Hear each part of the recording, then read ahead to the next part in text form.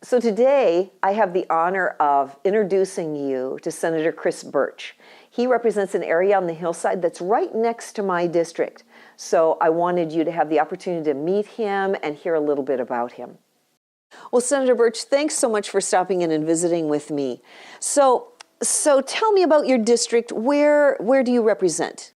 District M is in South Anchorage. It includes House Districts 25 and 26. I tell people it's largely centered on the Alaska Zoo, between Huffman on the south side up to north to Dowling, really, and then from Hillside down to the Seward Highway. So it's roughly bounded by those four major roads. Wow, so you have polar bears in your district. We do. We have polar bears, and actually I've driven by the Alaska Zoo and seen moose on the outside of the fence hoping to get in. Hoping to get in. Wow, that's pretty cool.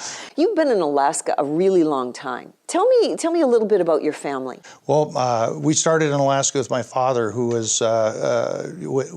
stationed in ADAC with the United States Marine Corps in World War II in about 1942-43 time frame. And then my dad and my mom both graduated from the Missouri School of Mines in Rolla and came to Alaska and were married and lived at Hatcher Pass at the Independence Mine.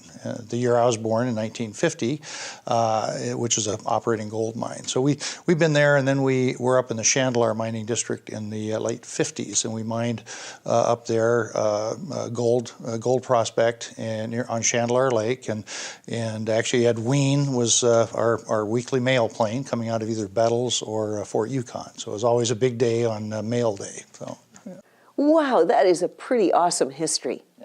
Yeah, so you've also had a lot of involvement in local governments.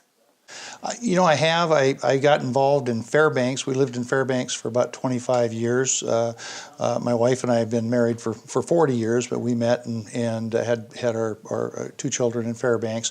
But I got inspired because of some road challenges we were facing in my neighborhood, and got inspired to run for the assembly in Fairbanks, and served in the assembly for 6 years in the mid-'80s to late '80s in Fairbanks, and then also served after we moved to Anchorage with Alyeska Pipeline, and in 1991 we moved and became involved as well in Chugach Electric for a number of years, and the Anchorage Assembly for 9 years, 3 terms. Wow, that is really great. Obviously connecting with your community. A great experience. We've managed to live in the same neighborhood between Birch and Hillside and Abbott and O'Malley for since 1991. So we've been there for whatever that is, nearly 30 years. And it's been a great neighborhood. We love South Anchorage. Lots of recreational opportunities, great schools. Our children did O'Malley Hand, Shoe, and Service, and then came back and actually lived very, very close to us in the district. And we have 4 grandchildren. 3 of them are in the Anchorage School District already. Wow. It's always great to have grandchildren, especially close by. We love having grandchildren. That's one of the hardships we actually have in being in Juneau through the session, is the distance away from the grandchildren in Anchorage. And I'm fortunate in that my wife, Pam, she moves down with us for the first 90 days.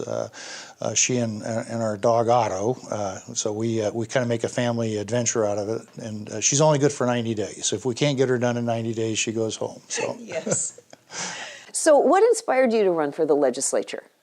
I think it was certainly a reasonable progression from in looking at some of the local government issues and issues that we can actually address at a statewide. I mean, it's a matter of ensuring that we've got a stable economy, a stable tax base.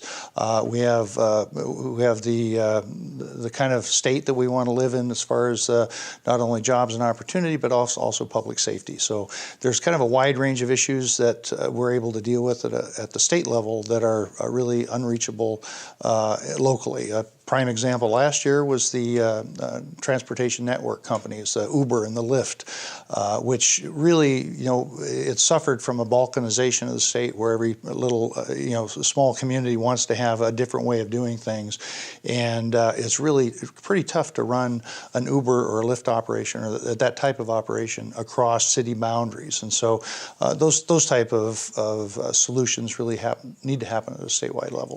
That's great. So this year in the Senate, you're the chair of the Resources Committee. Where are you kind of planning to take the Resources Committee? Any particular areas?